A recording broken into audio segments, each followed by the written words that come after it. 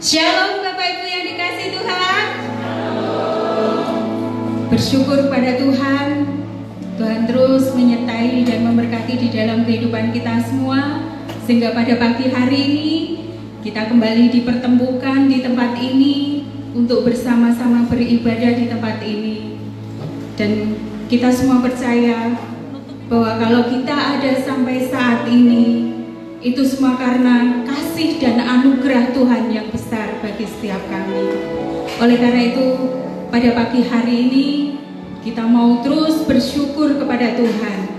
Kita mau memuji, menyembah Tuhan dengan segenap hati kita, dan kita mau persembahkan pujian yang terbaik untuk Tuhan. Terima kasih Tuhan. Sebelum kita memulaikan ibadah kita pada pagi hari ini, kita mau satukan hati kita di dalam doa. Terima kasih Tuhan, oleh karena anugerah-Mu, oleh karena kasih-Mu yang besar bagi setiap kami boleh ada sampai hari ini, dan kami boleh bersama-sama di tempat ini untuk bersama-sama beribadah Tuhan.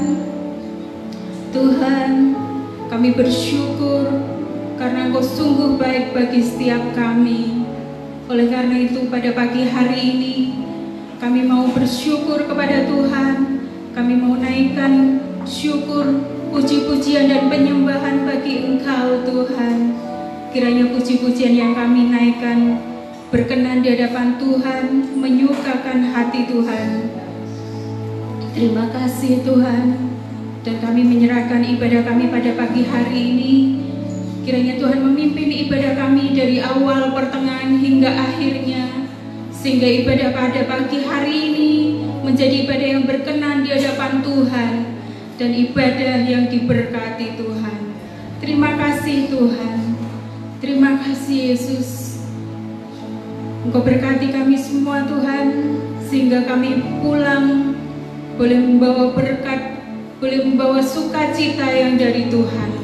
Terima kasih Tuhan, di dalam nama Tuhan Yesus kami berdoa dan ucap syukur. Haleluya. Amin. Terima kasih Yesus.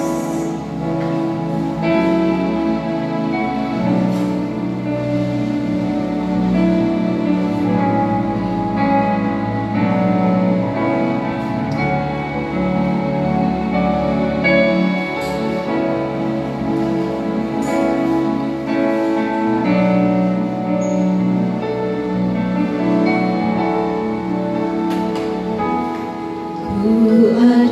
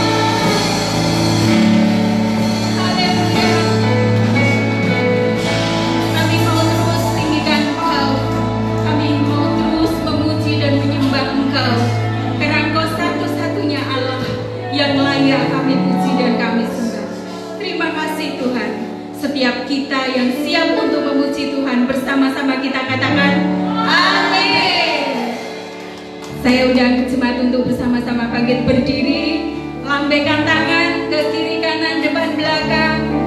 Haleluya. Kasih Allah tidak pernah berkesudahan di dalam hidup kita.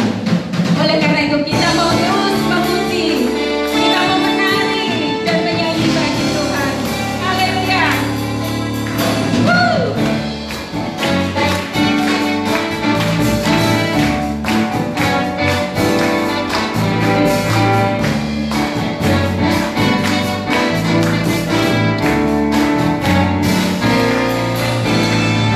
Kasih Allah yang bersudah selalu baru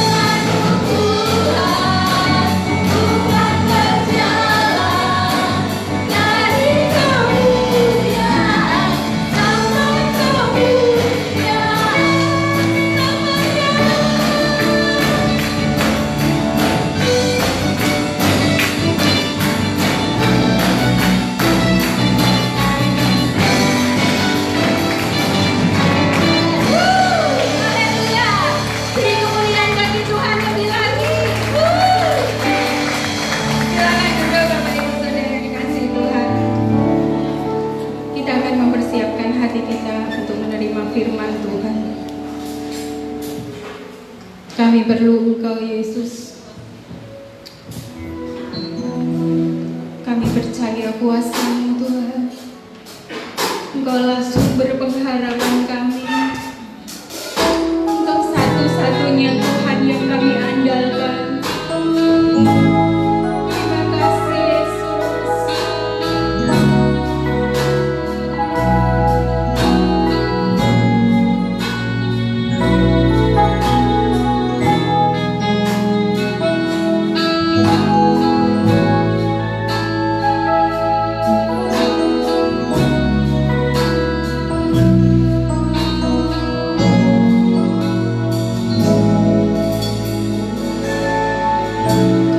Ku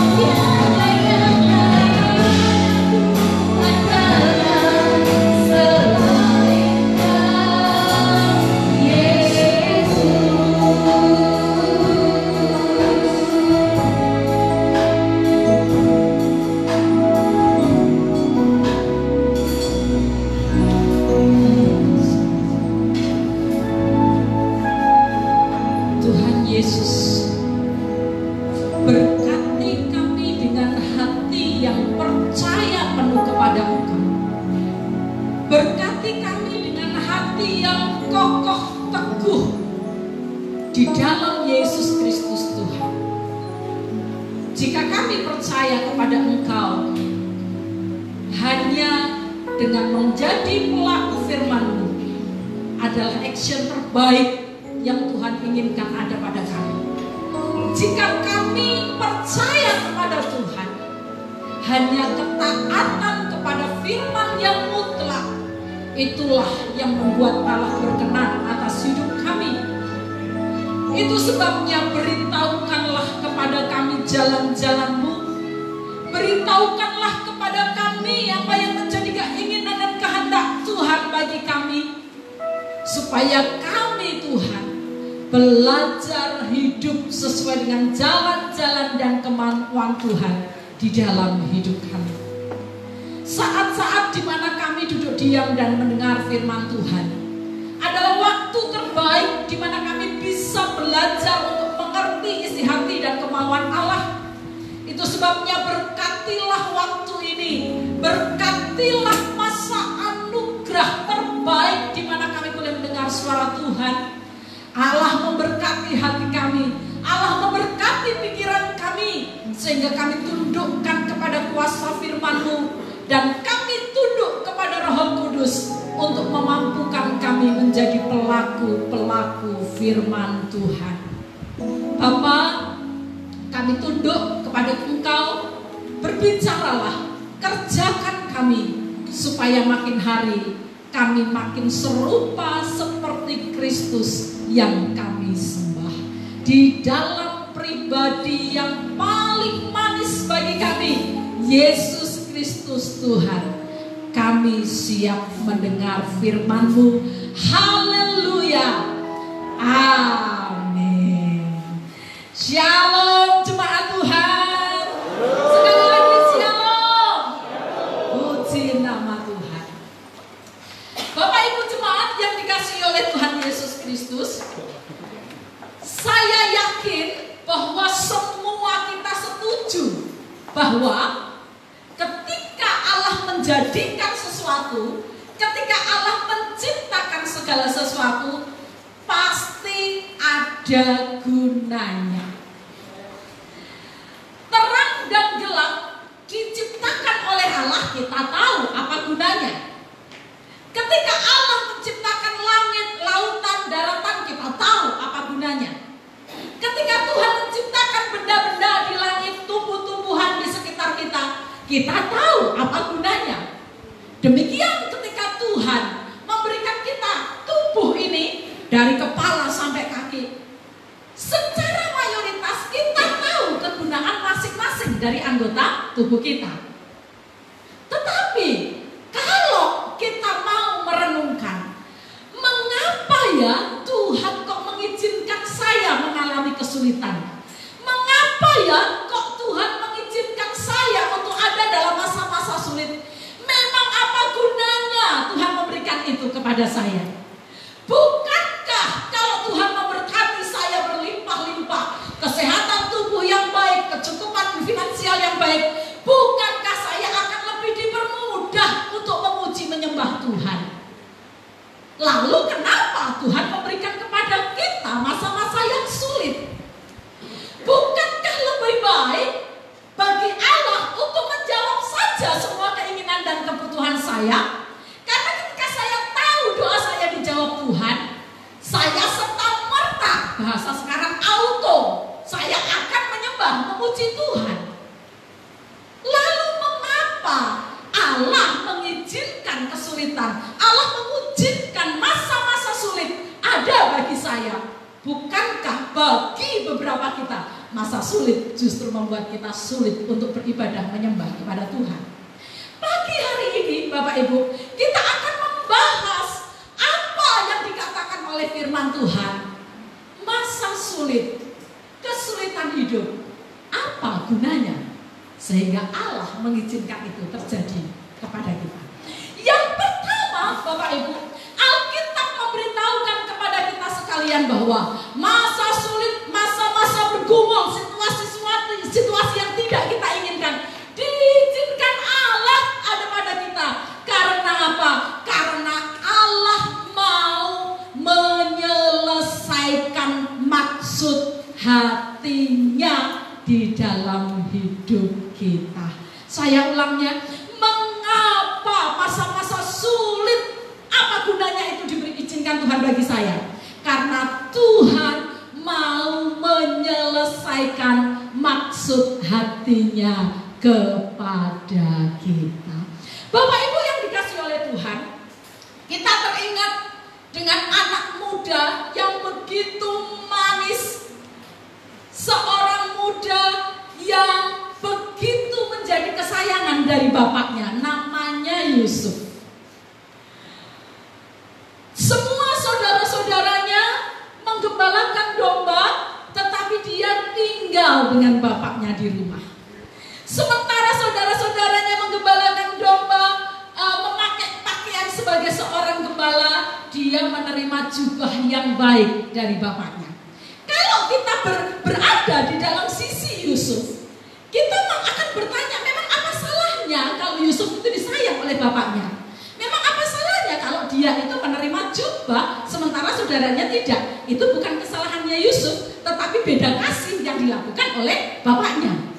Tetapi kita tahu Bapak Ibu, Yusuf yang tidak berbuat kesalahan apapun, dia disolimi oleh saudara-saudaranya, masuk ke dalam sumur. Lalu anak yang di rumah begitu dimanja, yang tidak pernah tahu apa itu kerja keras, tiba-tiba dia harus menjadi budak di negara orang.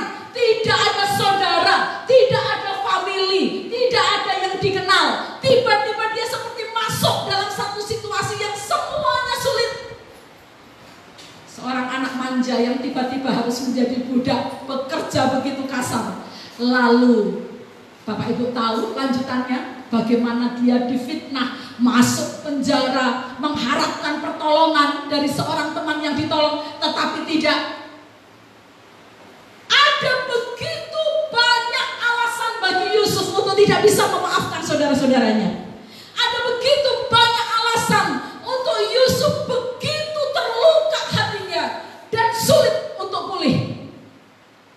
Dan kalau saya dan Bapak Ibu ada di posisi Yusuf, pasti kita akan berkata begini, ya Tuhan, apa salahku? Tuhan memang apa toh sing wis tak lakoni, sehingga aku terisolir dari keluargaku, terisolir dari saudara-saudaraku. Aku hidup di satu bangsa yang tidak kenal, gak ada teman, gak ada saudara, gak ada sahabat, dan aku harus menjadi orang paling rendahan. Lalu ketika kita melihat dalam Kejadian pasal 45 ayat 5 dan 8, ketika Yusuf bertemu dengan saudara-saudaranya, dia berkata begini. Yusuf menangkap apa yang dimaksud Allah dalam hidupnya. Yusuf berkata, engkau memang merekakan yang buruk, tetapi Allah merekakan yang baik. Dan aku tahu sekarang mengapa Allah dengan caranya yang tidak kuselami membawa aku terlebih dahulu ke Mesir.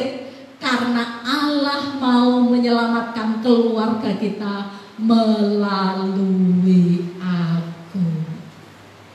Bapak Ibu yang dikasihi Tuhan, kalau kita ingat satu tokoh lagi namanya Yunus. Bapak Ibu, bangsanya Yunus ini dijajah oleh bangsa namanya Niniwe. Ketika Tuhan melihat Niniwe, satu bangsa yang begitu jahat, Tuhan ingin memberikan kesempatan bagi kota Niniwe untuk bertobat dari dosanya. Dan untuk hal itu Tuhan membutuhkan seseorang untuk memberitakan kabar pertobatan kepada bangsa Niniwe. Yunus terpilih, Bapak Ibu. Tetapi karena Yunus sangat membenci kota Niniwe yang menjajah bangsanya, Yunus, dia pikir dia berhadapan sama siapa ya Bapak Ibu? Tuhan berkata, Yunus pergi ke Niniwe. Oh, nggak pakai ngelak, nggak pakai pertanyaan Bapak Ibu. Yunus berkata, baik Tuhan. Iya loh Bapak Ibu, mulutnya itu iya. Lalu dia pergi ke pelabuhan, tetapi dia tidak pergi ke Niniwe. Lalu apa yang terjadi? Dia masuk ke ke perut ikan sepanjang 3 hari.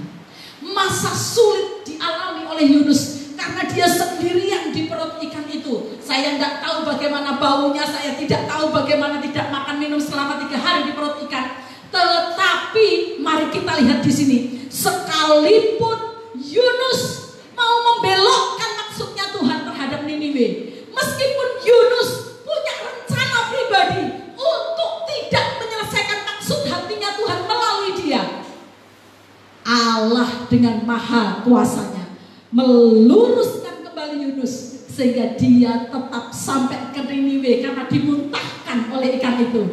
Dia memberitakan firman dan orang Niniwe bertobat. Bapak Ibu, mari perhatikan di sini. Saya dan Bapak Ibu kita menyadari bahwa kita tidak bisa memilih situasi yang kita inginkan. Ketika kita sudah menjaga hidup kita lurus, ketika kita sudah menjaga batin hati kita bersih, tetapi Allah seolah-olah memasukkan kita kepada satu kesulitan demi kesulitan. Kalau memang kita tidak ada dosa, jalanilah dengan tekun, karena Allah sedang mau menyelesaikan maksud hatinya untuk kita. Ada rancangan Tuhan yang besar, ada rencana Tuhan yang luar biasa, yang itu disiapkan bagi saya dan Bapak Ibu. Dan Allah dalam kemahakuasaannya tahu bahwa satu-satunya jalan terbaik untuk saya dan Bapak Ibu sampai ke rancangan itu hanya melalui masa sulit. Itu sebabnya Alkitab berkata, relakanlah hatimu untuk masuk kepada masa-masa di mana Allah godok kita, karena ada maksud hati Allah yang sedang dikerjakan dan kita akan menerima dengan penuh ucapan syukur. Yang kedua, Bapak Ibu, masa sulit apa gunanya? Yang pertama, karena Tuhan mau menyelesaikan maksud hatinya kepada kita. Yang kedua, Bapak Ibu, karena Tuhan mau membangun karakter kita. Bapak Ibu, saya mau bertanya kepada Bapak Ibu, kalau Bapak Ibu menjadi seorang miliuner yang begitu kaya raya, apakah hati Tuhan disenangkan dengan kekayaan Bapak Ibu? Tergantung. Betul ya?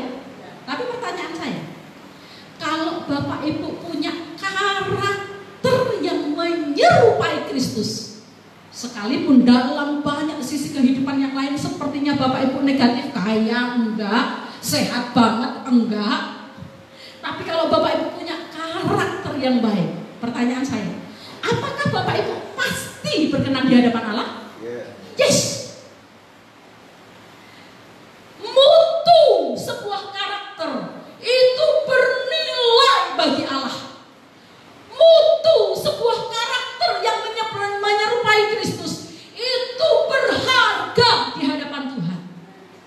Tetapi harus disadari bahwa untuk mencapai satu perubahan dan pembangunan karakter yang baik, kadang-kadang tiap-tiap kita harus masuk kepada masa yang sulit.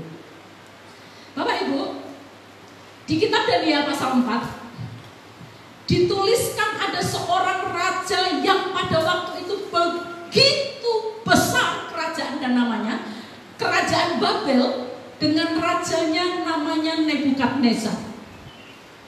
Alkitab memberikan gambaran tentang kejayaan Raja Nebukadnezar ini, bahwa ada kerajaan yang sampai ke langit dan cabang-cabangnya sampai ke seluruh penjuru dunia, menggambarkan betapa megah, kuat dan kokohnya yang namanya Kerajaan Babel. Satu kali, Bapak Ibu, ketika Raja Nebukadnezar sedang berjalan-jalan di atas istananya, mirip ya dengan Raja Daud yang kejatuhannya dimulai dengan berjalan-jalan di atas soto istananya.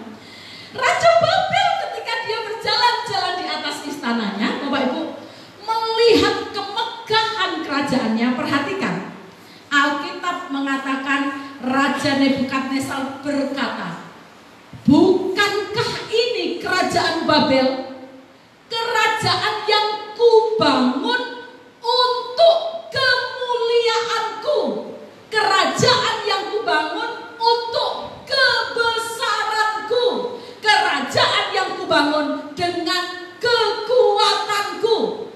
Lalu apa yang terjadi Bapak Ibu? Ayat selanjutnya mengatakan, sebelum Raja Nebukadnezar menyelesaikan kalimatnya, terdengarlah suara dari langit. Lalu pada saat itu juga Raja Nebukadnezar terhalau dari manusia. Tiba-tiba dia tinggal di padang bersama binatang-binatang. Seorang raja yang begitu besar tinggal di antara binatang-binatang.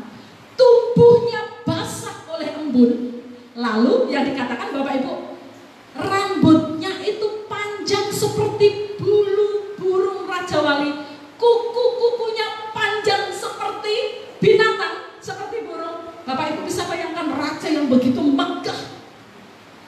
Tetapi ketika didapati oleh Allah, bagaimana dia congkak, dia sombong, dia mengakui bahwa semua hanya karena kekuatannya.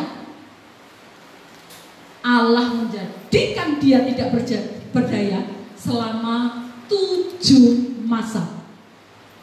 Lalu Bapak Ibu, yang menarik adalah ketika 7 masa itu berlalu, semua masa sulit itu berakhir hanya karena Raja Nebukadnezar dikatakan di dalam Daniel, dia merendahkan diri dan mengakui Allah.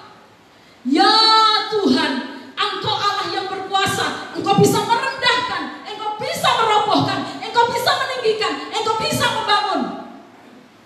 Dan ketika terjadi pertobatan dari karakter yang begitu congkak dan sombong menjadi seorang yang rendah hati, maka masa sulit itu diangkat oleh Tuhan.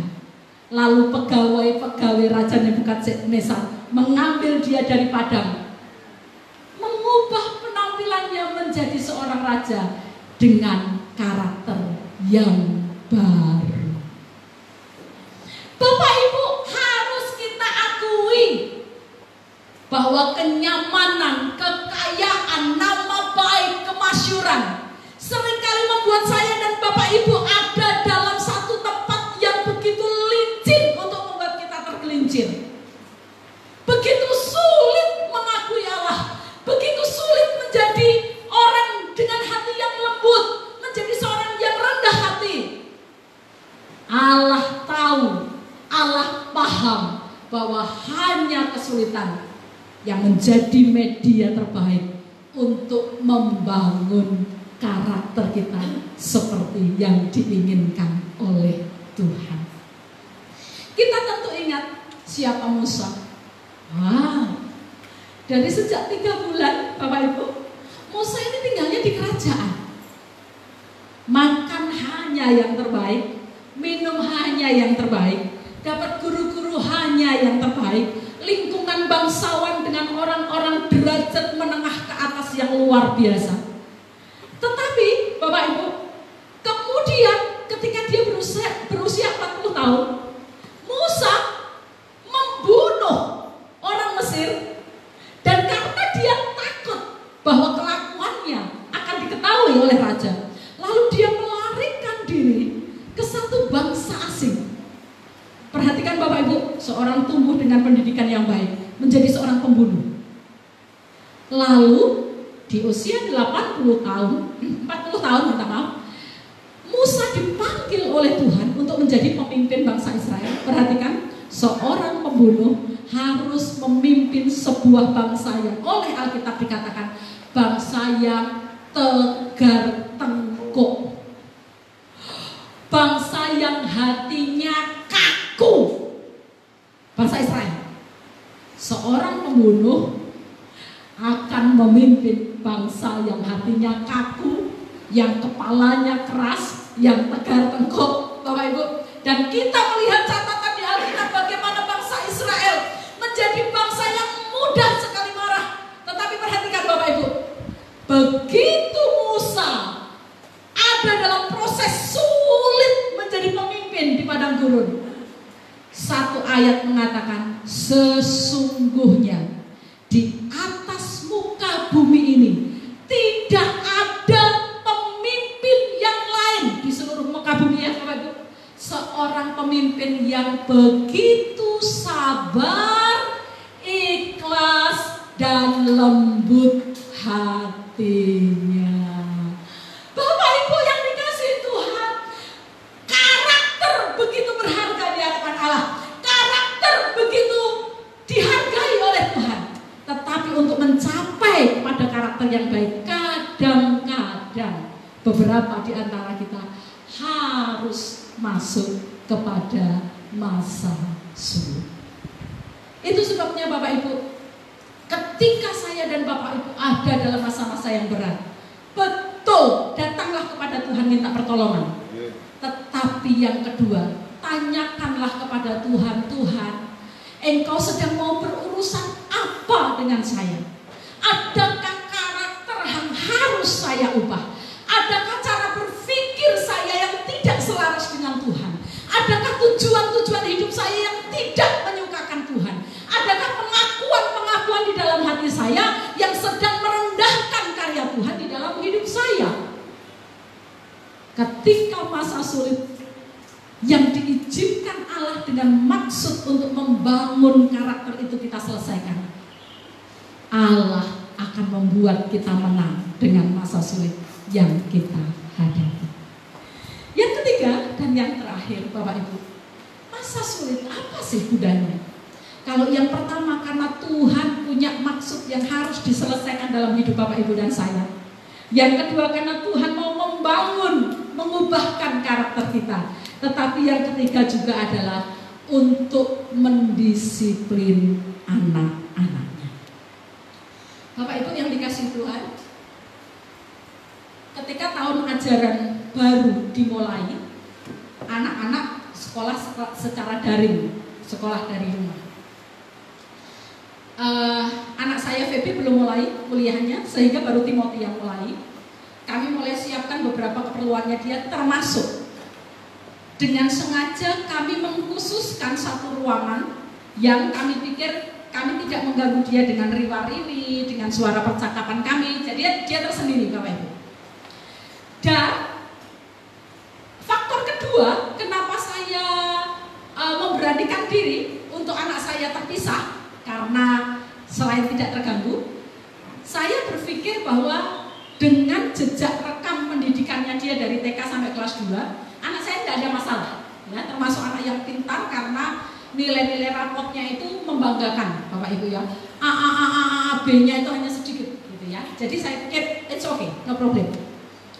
Lalu Bapak Ibu, setiap kali kelasnya selesai saya bilang, "Dek, adik mengerti pelajarannya?" "Gampang." Anak saya ini juga terlalu pede, terlalu pede. "Bisa Dek, bisa." "Ada yang Ibu perlu tolong?" "Enggak, gampang, kecil." Semuanya berjalan dengan baik Bapak Ibu. Karena pagi saya siapkan dia, begitu dia siap dengan laptopnya, saya bekerja dengan sebagai ibu rumah tangga di rumah. Tidak ada masalah. Lalu beberapa hari yang lalu saya terima WA dari gurunya.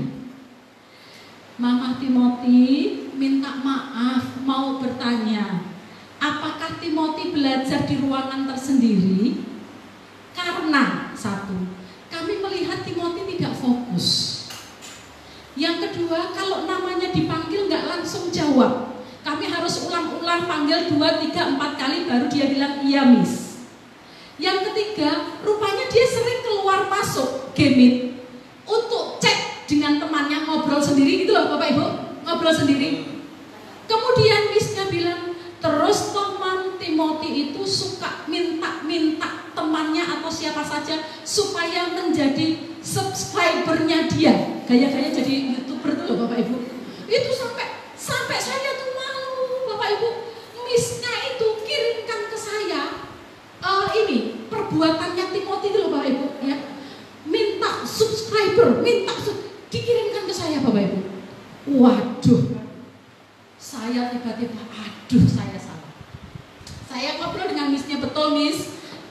Timothy belajar di ruangan tersendiri. Saya pikir supaya dia tidak terganggu, tapi saya salah. Oke, setelah ini saya perbaiki.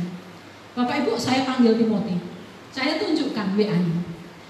Apakah ini benar? Tapi itu. Apakah WA-nya ini? Tapi itu ada alasan panjang, Bapak Ibu. Lalu terakhir saya seperti keluarkan kartu as.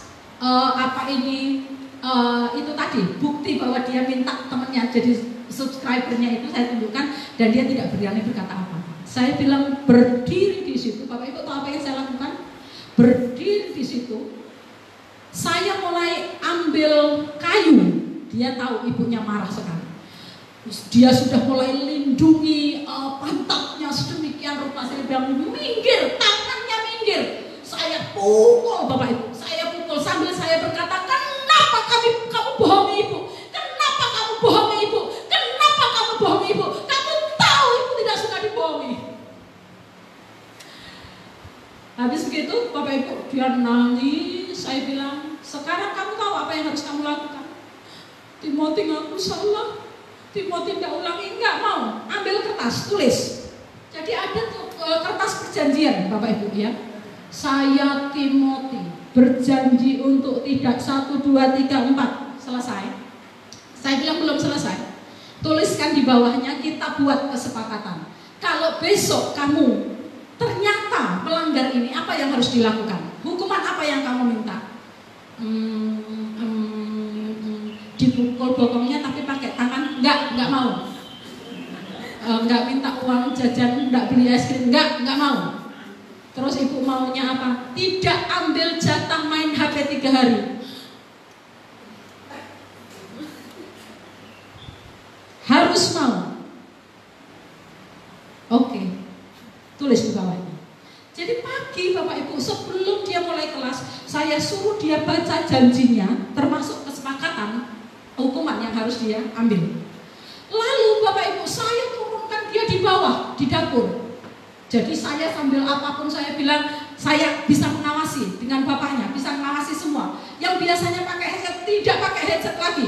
Tapi itu kadang-kadang temanku rame, ibu mau dengar ramenya temanmu. Kami berkonflik serius minggu ini dengan Timothy. Lalu Bapak Ibu, ketika saya sambil cuci piring, sambil kegiatan, ketika saya melihat kok tidak ada suara apa-apa, saya mulai lama begini. Kemudian dia melirik ke saya, boleh lihat lagi. Hari-hari, lalu dia bilang begini, ibu, hidupku terancam. Bagus. Ibu, aku merasa aku terus diawasi, harus. Lalu dia bilang begini, Tuhan, lindungi aku dari ibu yang kejam.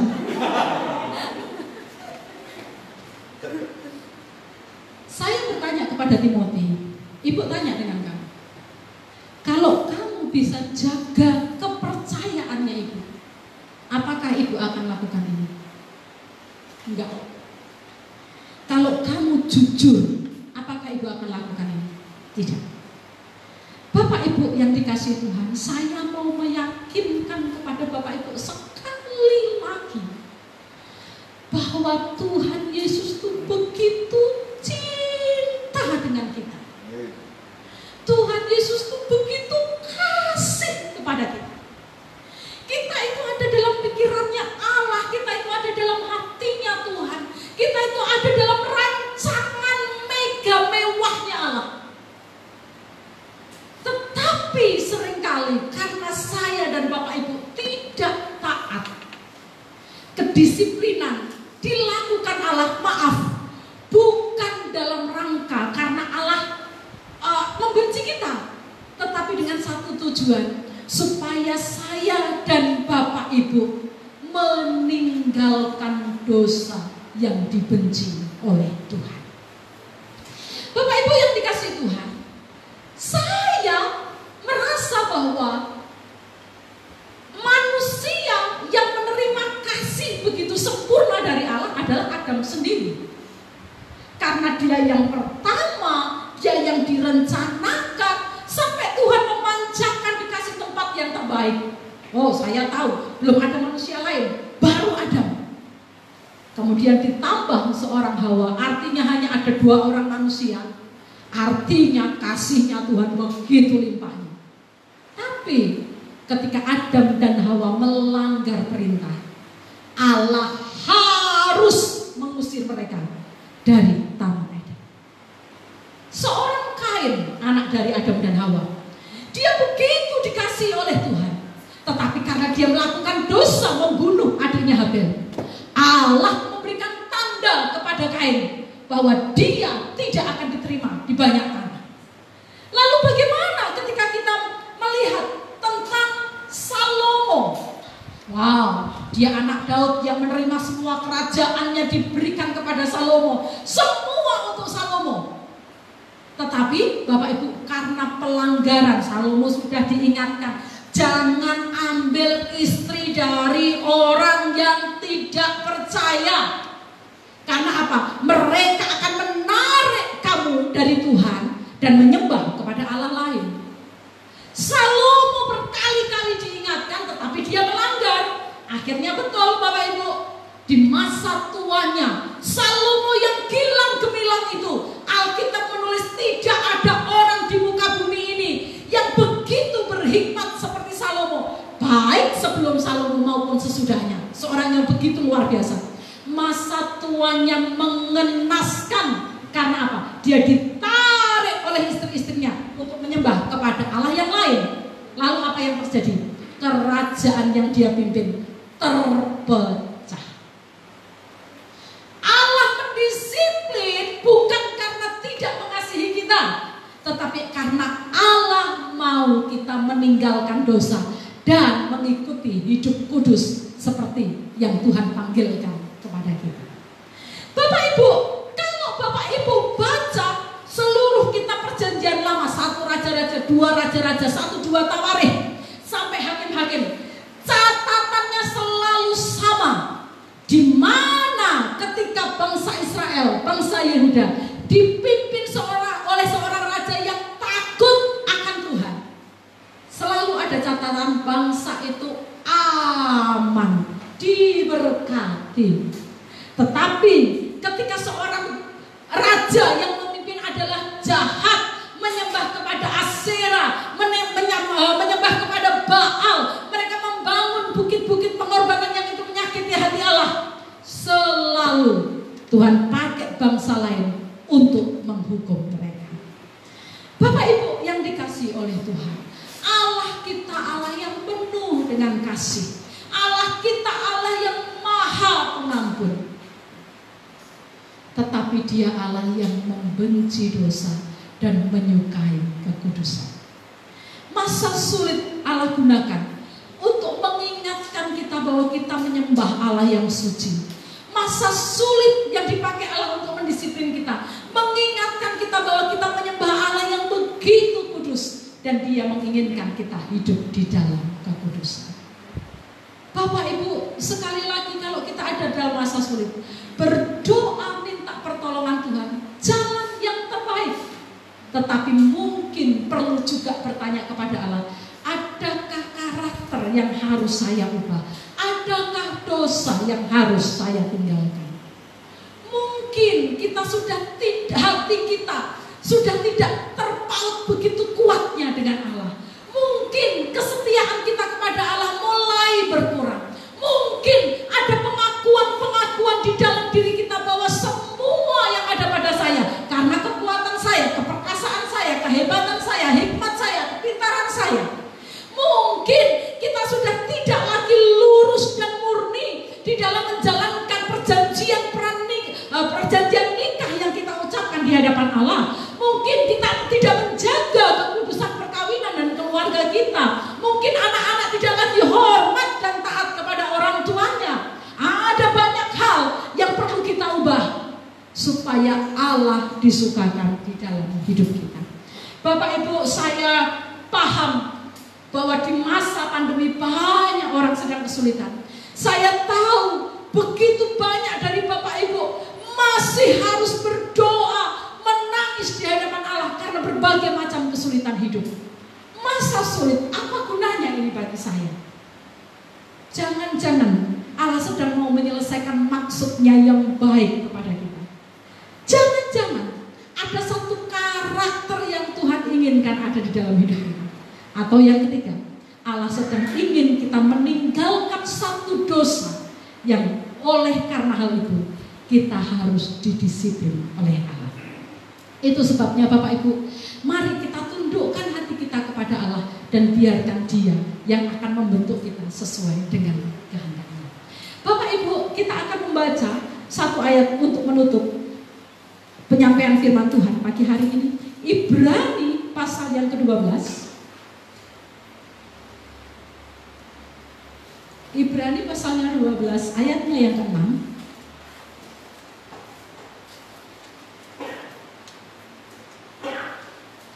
Kemudian lompat kepada ayat 10 dan 11. Ibrani 12 ayat 6, lalu ayat 10 dan 11. Kita akan membacanya bersama-sama. 1, 2, 3.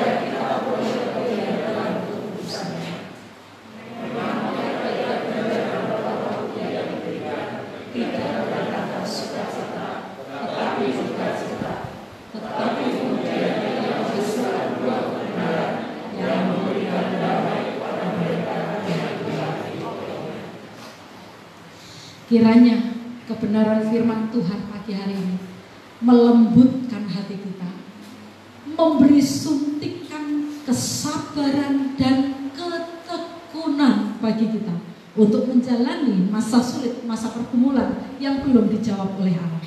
Dan saya berdoa, kiranya apa yang disediakan Tuhan, maksud baik Allah kepada kita, terselesaikan dengan luar biasa. Pemusik akan maju ke depan. Kita akan menghampiri Allah.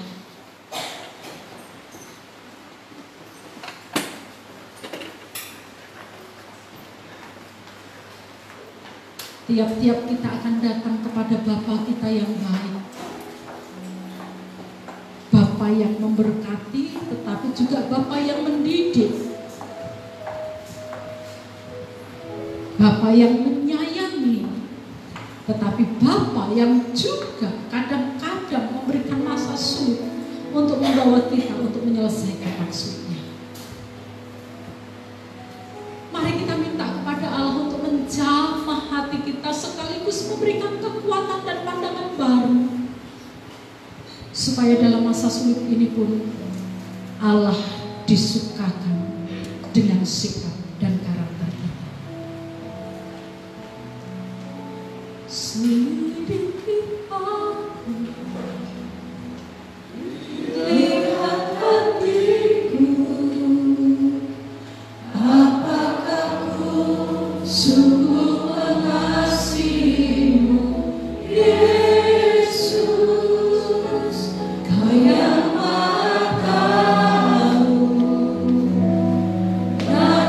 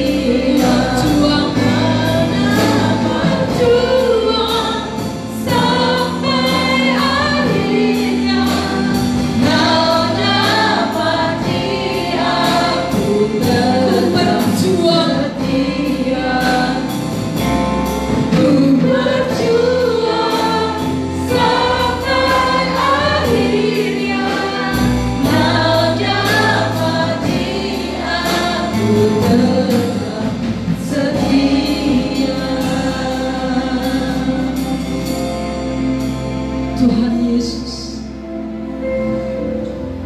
kami tahu bahwa ada panggilan bagi kami untuk menuruti keinginan roh dan bukan menuruti keinginan daging. Daging kami maunya dimanjakan, daging kami maunya selalu diberkati dan tidak pernah ada masalah. Daging kami maunya bersenang-senang dan tidak ada didikan. Tetapi Allah yang kami sembah, Allah yang maha tahu dan yang punya rancangan besar itu, menginginkan kami hidup kudus dan menjadi seperti Allah, memiliki karakter Kristus. Itu sebabnya Tuhan, ketika firman Tuhan ini dijabarkan dan kami mengerti apa yang Engkau mau, kami mau berkata kepada Tuhan bahwa kami tidak bisa menyelesaikan masa sulit ini sendiri dengan kekuatan kami. Kami tidak bisa menyelesaikan kesulitan hidup kami hanya dengan kekuatan kami sendiri. Itu sebabnya Tuhan, kalau Allah masih mengizinkan kami ada dalam masa-masa sulit dengan maksud Allah di dalamnya, tolonglah kami ya Tuhan. Beri kami kekuatan baru, beri kami ketekunan untuk menyelesaikannya, sehingga apa yang Allah inginkan dengan mengizinkan kami masuk dalam masa sulit ini, boleh kami selesaikan dengan kemenangan yang datangnya dari Tuhan. Setiap jemaatmu yang berdiri di hadapan Tuhan, tilik hidup mereka satu persatu. Tilik kesulitan-kesulitan mereka satu persatu. Tilik keberatan-keberatan dan pergumulan mereka satu persatu. Genggam mereka terus, pegang mereka terus, tuntun mereka terus, supaya sekalipun jalan yang mereka lalui berbatu, licin, berkelok-kelok, tetapi mereka bisa menyelesaikannya karena ada tangan Tuhan yang tidak pernah melepaskan mereka. Terima kasih untuk firman-Mu. Di dalam nama Yesus kami mengucap syukur dan berdoa. Haleluya. Amin. Bapak Ibu dipersilakan duduk.